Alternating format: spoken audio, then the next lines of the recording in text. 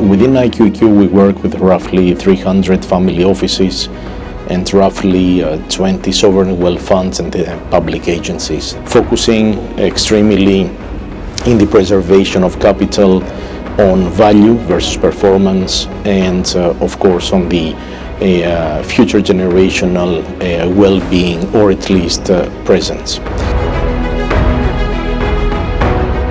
For many family offices, the money was made in some operating company, and so you like the idea of investing in an operating company. The benefit of a private equity fund, as opposed to investing in the operating company solely, is that you get the diversification. My experience in fundraising is that family offices have tended to work very quickly, do a lot of diligence, but in a compressed time frame, whereas sovereign wealth funds have, in my experience, taken, 6, 7, 8 months in order to come in. We look at companies that are really good in their niches and maybe are not unicorns, billion-dollar or euro valuation, but are having reasonable valuations, are good in their niche and their market, and then they're being sold to someone else. And with that strategy, you have a bit of a more balanced portfolio.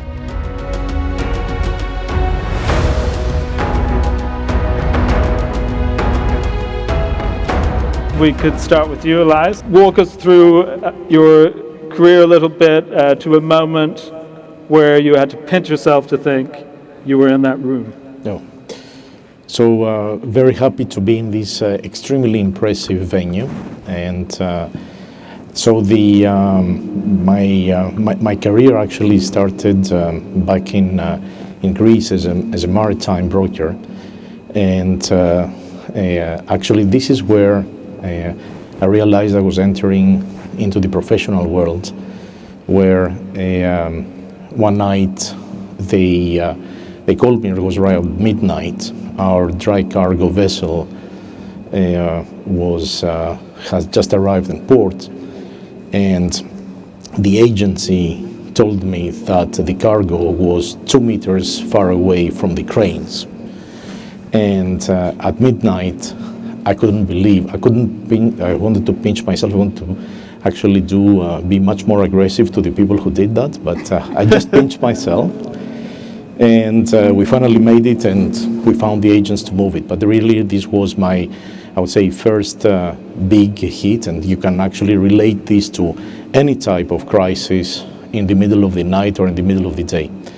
Since then, 30 years in the financial services for financial institutions, always servicing asset managers or asset owners, and most recently with IQEQ, a global professional firm in financial services, supporting family offices, sovereign wealth funds, pension funds, and of course, asset managers in governance funds and SPVs or trusts.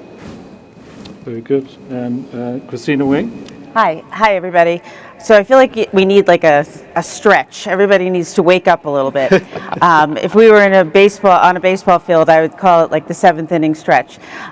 My career has primarily been in finance and led me to running a large family office. And now how I spend my time is I'm a professor at Harvard Business School running the Family Enterprise Program, which means the program for all family businesses. So getting my students and alums to realize family offices are actually a family business has been one of the big goals of mine. In addition, I have an advisory practice that helps families on this journey, which is a long journey of drama and money and succession and all the other problems. I'd say I've pinched myself twice, and mine is not as probably elegant as the middle of the night. My first pinching was when a family client of ours took me to play Augusta, which those of you that don't know, Augusta is an amazing golf course in the United States, and I'm an avid golfer, and I'm a big believer of muscle memory on most things, and muscle memory in golf is my favorite. The second was when a student of mine that graduated about 9 years ago sent me an email with an ethical dilemma that he thought he was experiencing. So number one, I pinched myself that he actually knew he was in an ethical dilemma, and two, that he reached out and that I think we resolved it. I'm not 100% sure. It's a public company, so we won't talk about it, but those would be my two pinches.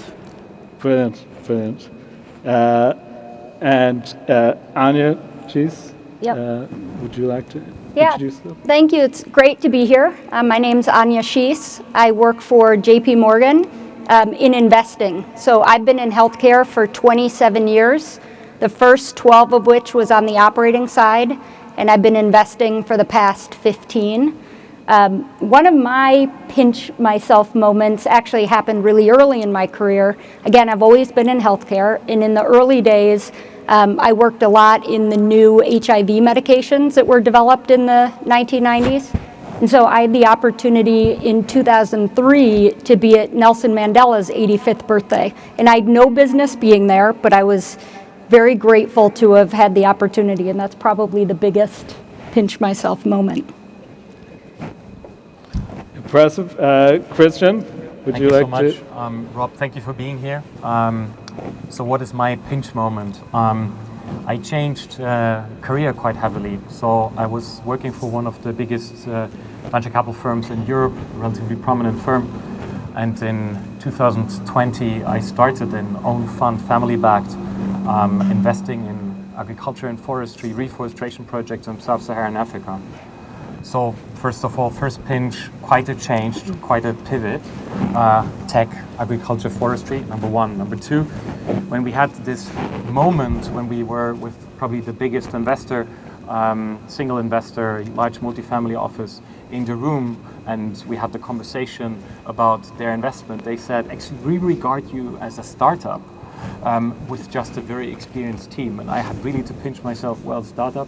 The family that I'm doing this is one of the bigger families in cross-laminated timber in Europe. But still, that was the pinch moment. And now, in today, I'm also working on Evergreen, an evergreen family-backed, only family-backed venture tech fund in Europe, focusing on AI and tomorrow ventures. As you can see, an extremely illustrious and varied group of people, and I've really enjoyed their company. Elias and Anya and I were chatting a little bit about the commonalities, the similarities, and the differences when you're working with sovereign wealth funds and family offices. And so, Elias, would you like to talk a bit about how that experience can be the same and in what ways different? Thank you. I would say when we start, within IQEQ we work with roughly 300 family offices and roughly 20 sovereign wealth funds and public agencies that are assimilated. And what we see actually is that the philosophy, the reason, and the priorities of both this group of asset owners are extremely simple, focusing extremely in the preservation of capital on value versus performance, and of course on the future generational well-being, or at least presence. These, I would say, core values are present in both those teams, which actually drive, therefore, their investment, their vision, and automatically, therefore, their governance in such a way, in a way. But this, actually, the governance is also the biggest part that makes them extremely different from a, I would say, heavily procurement type and more administrative sovereign wealth fund versus, I would say, a lighter version, much faster in decision making, and not necessarily for the best either or, but the situations that, I would say, the governance is really the difference between the two.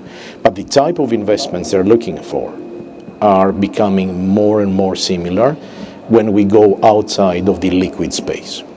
Interesting. And Anya, you had said that your experience that was very different with the two. Exactly. I was really surprised when we were having that conversation because my experience with family offices and sovereign wealth funds is only from the LP side. So I've always been a GP, and so interfacing with both from an LP side. And, you know, my experience in fundraising is that family offices have tended to work very quickly, do a lot of diligence, but in a compressed time frame, whereas sovereign wealth funds have, in my experience, you know, taken, I don't know, 6, 7, 8 months in order to come in. I would say the areas where they're more similar is in co-invests. So we've had experience with investors in co-invests on both family offices and sovereign wealth fund side, and in that they actually tend to be much more on the same timeline, actually similar sized checks in many cases, so it's been interesting.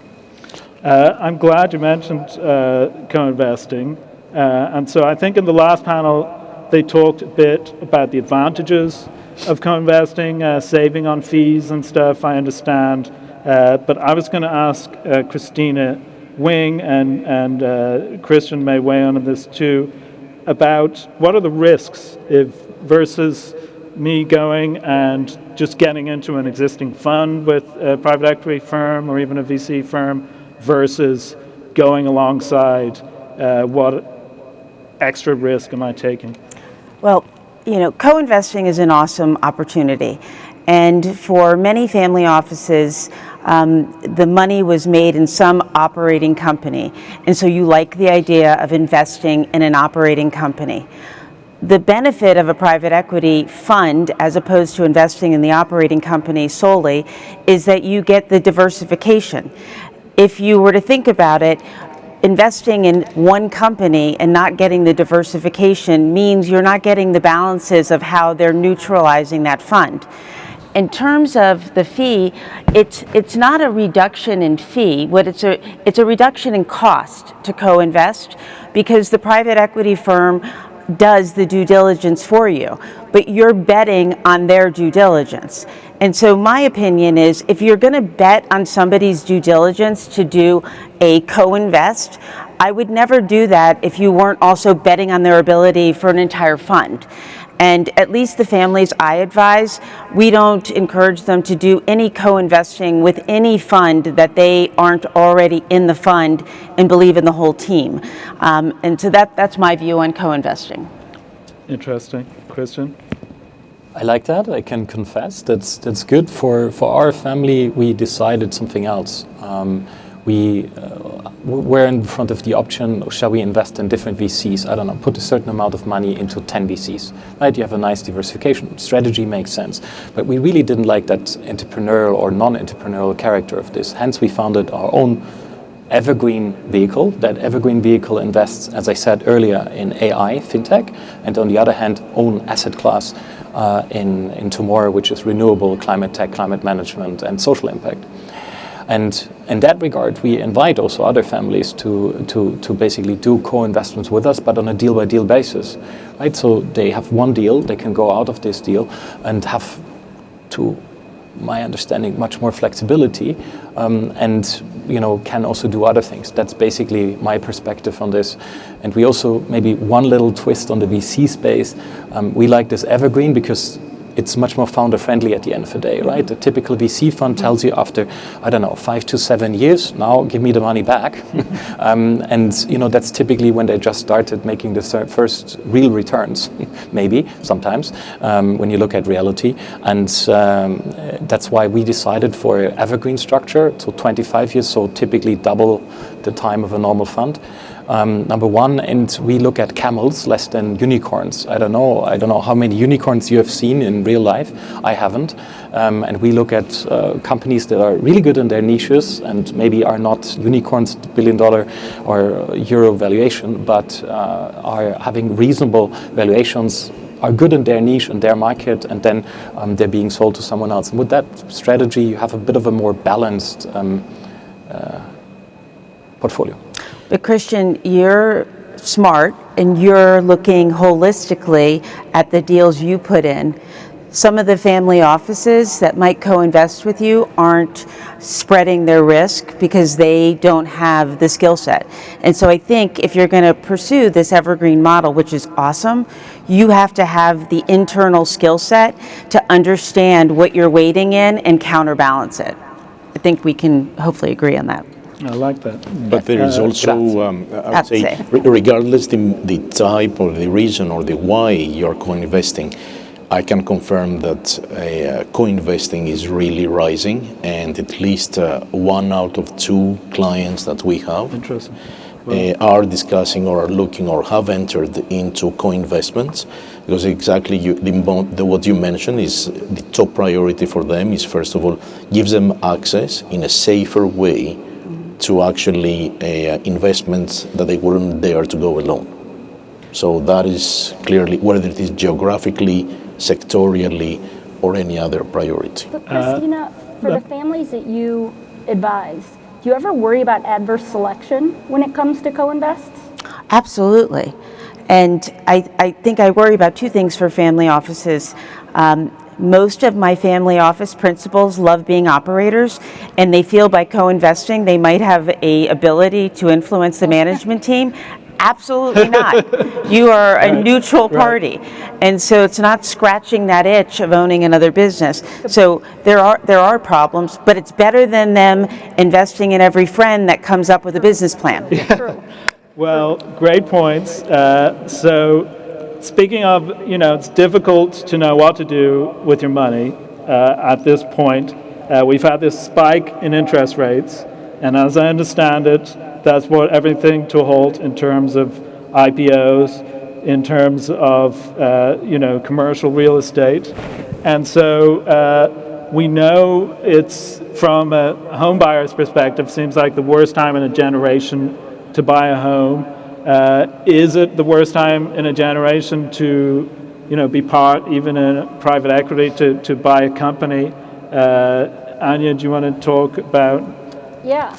So it's interesting, when you look at the best returns of vintage, at least venture capital funds, which is the area that I'm in, the best returns of vintage venture funds happen to coincide with bear public markets, or right after bear public markets, right? Which makes sense. So, on the venture side, you're not really levering companies. You may add a little bit of venture debt, but in general, you're not adding a lot of debt to companies. So now is among the best times, we think, and history would suggest, for vintage venture funds.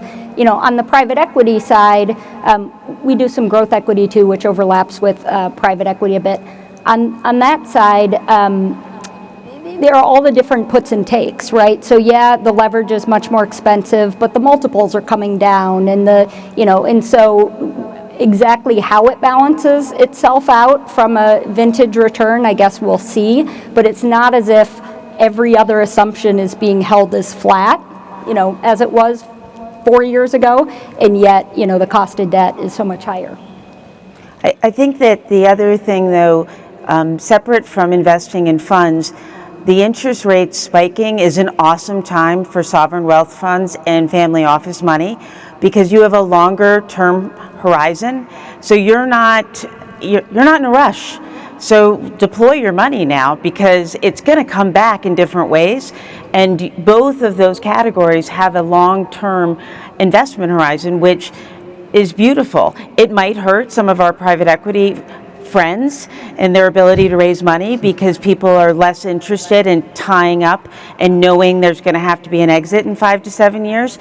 But this is the time for both of the sovereign wealth and family offices to double down on investing, in my view. I confirm completely that trend, especially by name. They're called asset owners rather than asset managers. And I think this is actually either the stock of wealth that exists, or the ongoing, I would say, capital that comes in from the natural resources of the state. This is actually capital that should be deployed, because actually the returns you will have in longer term is actually phenomenal. I totally agree on that. So on artificial intelligence, from watching the stock market, it seems to be that rare Silicon Valley idea that's actually profitable. The Microsoft's massive multi-billion-dollar revenue was immediately, the needle was moved as soon as they started selling that stuff. And so I'm interested, Christian, I know you work with the AI investment in the startups. Is that coming at us? Are we going to see a big wave of IPOs at some point with private AI companies? I mean, ultimately for a VC fund, the performance is the amount of exits that you see, right? That's at the ultimate, you can talk as long about investments, ultimately the performance is what counts. And that's in VC world, very simply, what are the companies being exited? And currently, I think in our environment, it is a little bit tricky, to be very honest, because we have seen less exits, and that's very clearly because many decisions are also having been postponed, right? And that's on family side as well as on sovereign wealth side, and I think we can agree all of this. But I fully agree with what you both said. The timing is now, because ultimately in times where we are right now, you get the best vintages. Now it's the time where probably funds will do amazing outreturns. Yep. Outperformance, sorry. And Anya, are you seeing these AI IPOs at some point? And I know you've done so much with healthcare. On the stock market, I see these obesity drug makers. Yes. Again, people cannot get enough of those stocks. They're talking about, everybody and your brother on these things. And so... patients can't get enough of it either. Right, exactly. Typically stocked out. So first on the exit point, which is I think an important one to make, historically, less than 50% of all exits were IPO. Depends by industry, but everybody, it's less than 50%. From 2017 to 2021, depending on the industry, that was more like 80% of exits were via IPO. Okay, so the IPO market drying up would cause shocks in any environment, but particularly one that had gotten so out of whack with where exits are happening. So M&A exits actually are not that down this year compared to previous years. It's just that taking away the IPO window, or the IPO exit, has made a tremendous effect. So obesity, it's funny, I always joke that so much money is being poured into AI, but actually obesity is the space that investors can't miss. To put it in perspective, it's projected to be a $100 billion revenue area in the next 3 years at 95% gross margins, currently dominated by 2 companies, one of which, the market cap of Novo Nordisk in Denmark, is higher than the GDP of all of Denmark. So Denmark needs, every time they report their GDP, they adjust it for one company, Novo. And the other one's Eli Lilly. Again, to put obesity into perspective, it is expected that 10% of the total US drug spend every year is going to be in that one product category, obesity. We've never had that degree of concentration before. Historically, the most concentrated area was PD-1s for cancer. It's a specific mechanism action in cancer, and that was 5%. So it's just absolutely dominating everything. The key companies in obesity have spent over $15 billion in the last 2 months in acquisitions in the space. So it is certainly a space to watch. There are many ways to play it, public market, private market, et cetera, but it's big now and it's getting bigger. No pun intended. No, yeah.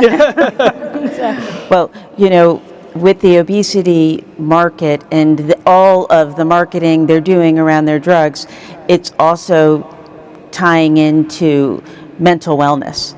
And so that space is on a soar as well.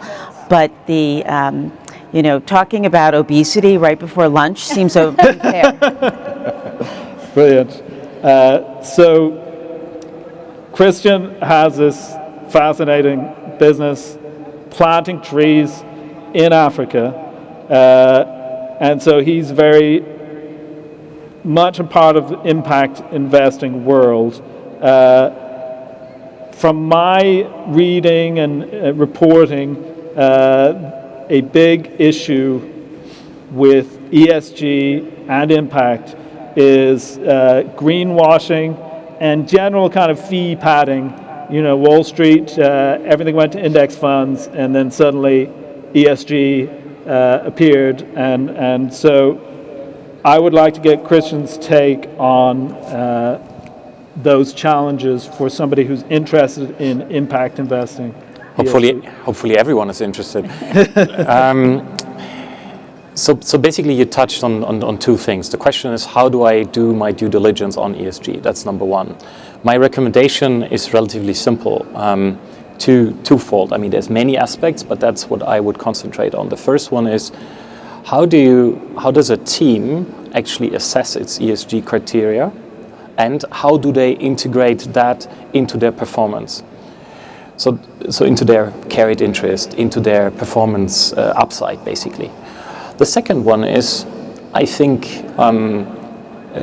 ESG is not cast into stone. So any company, any team needs basically to say, that's how we have the ESG criteria today, and we need to adapt them over time. It's not cast in stone. And basically my perspective on ESG is simple. We learned all in school or wherever it's risk and return.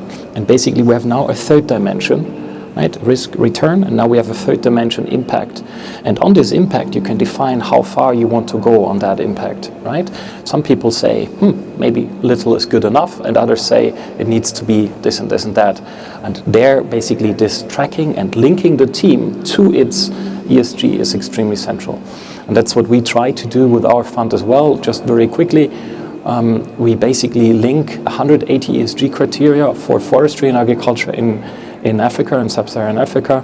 We link those criteria that are measured on the project level, and then it's basically aggregated on the fund level.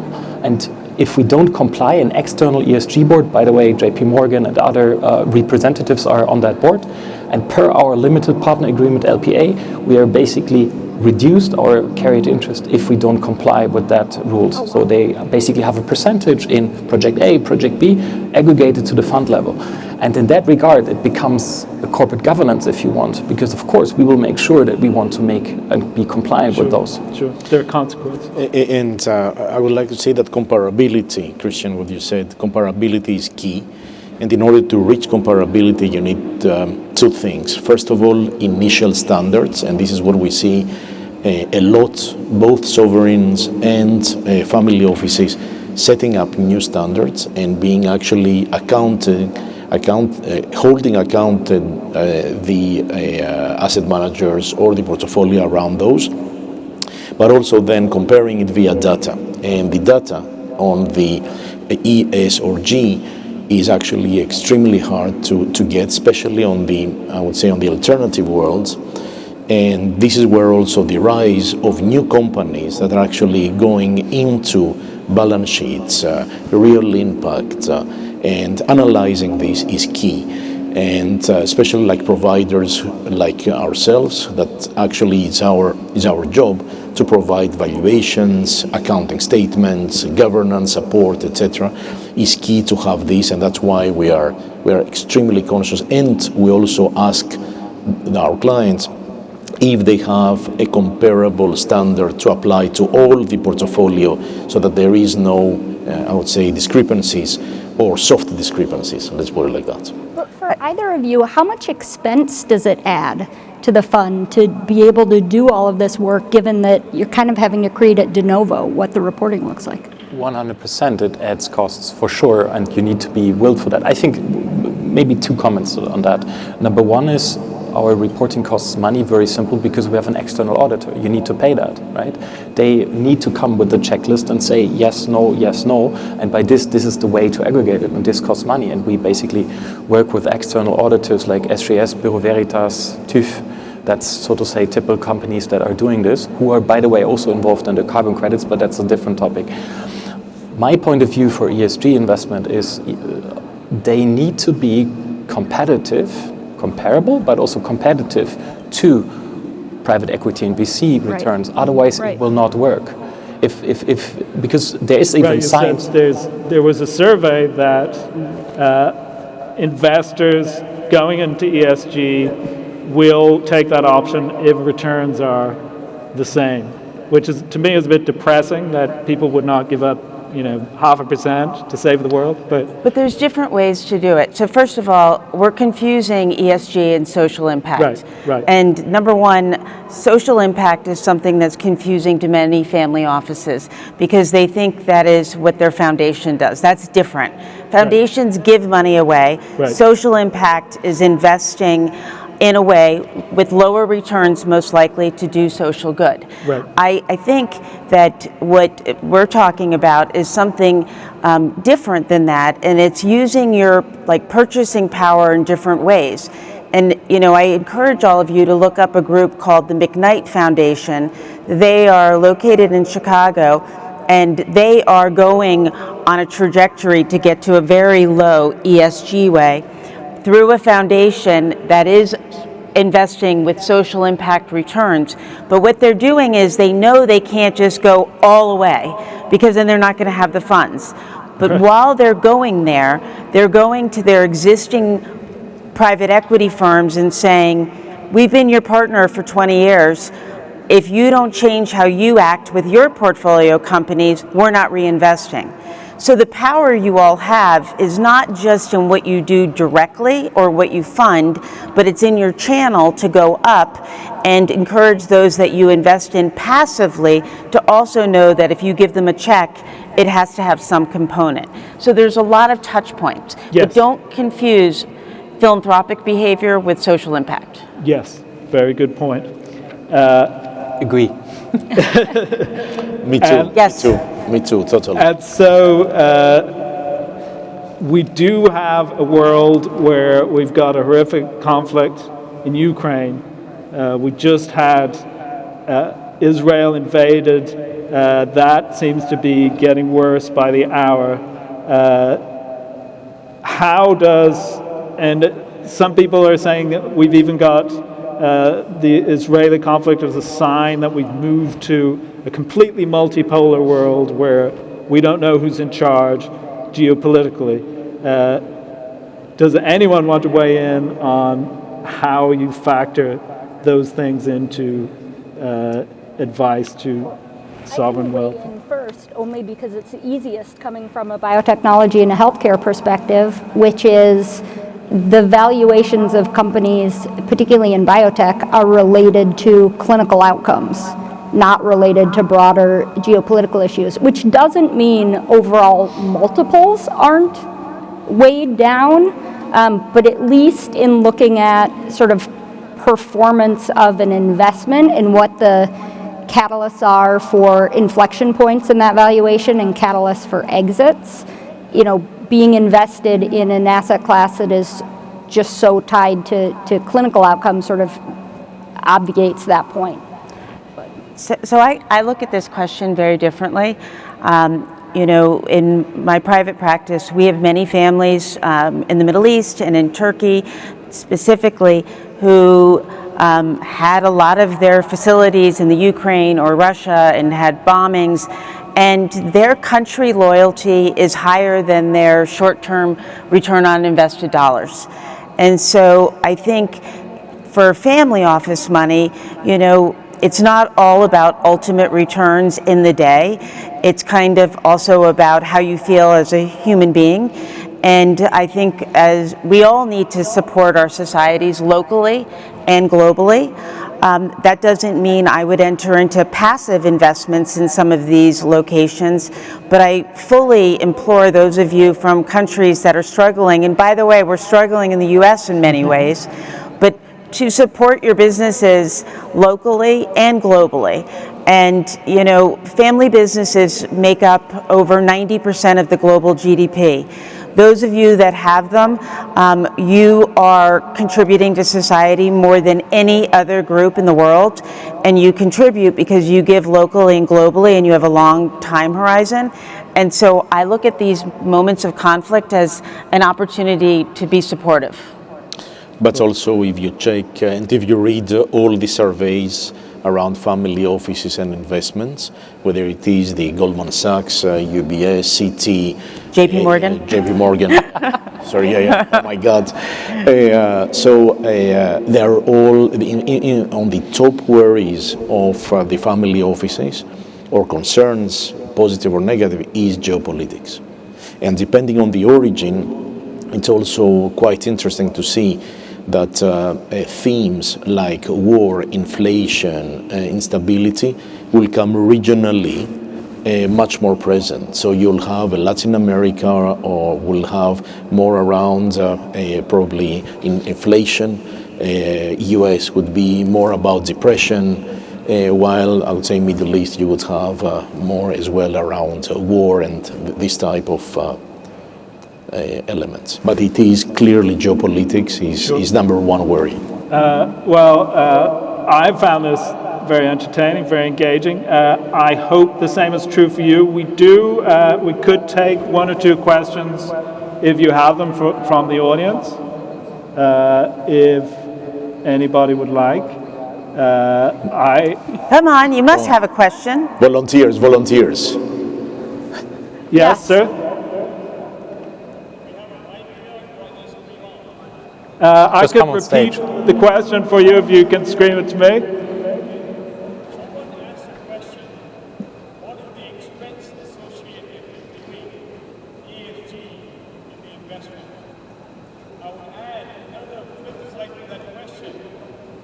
What is the risk of not doing responsible ESG? Okay, did we hear that? So, What is the risk of not doing responsible ESG in an investment? Christian, would you like to?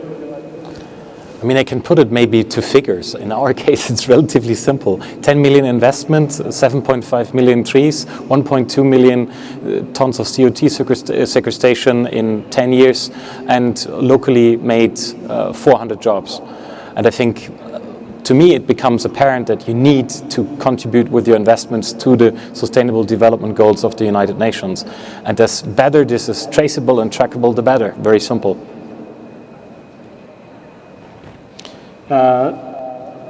Anybody else want to weigh in on that? The only thing I would add is that your costs depend on your time horizon. And so the 400 jobs are another 400 the next year. So it's really hard to compare ESG apples to apples of other investments. And the question almost should be, if we didn't do any of this, how soon do we start losing all these other things? And that is the real conundrum that we're all sitting in this beautiful stadium. No, I agree. Is the opportunity cost that is actually the biggest unknown, and this is actually where you need to bet for winning. Well, thank you so much for sitting with us. And again, I've learned a lot, and I just enjoyed these four people. And let's have a Texas hoolie rodeo. Thank you, everybody. Thank you. Thank you. Bye-bye.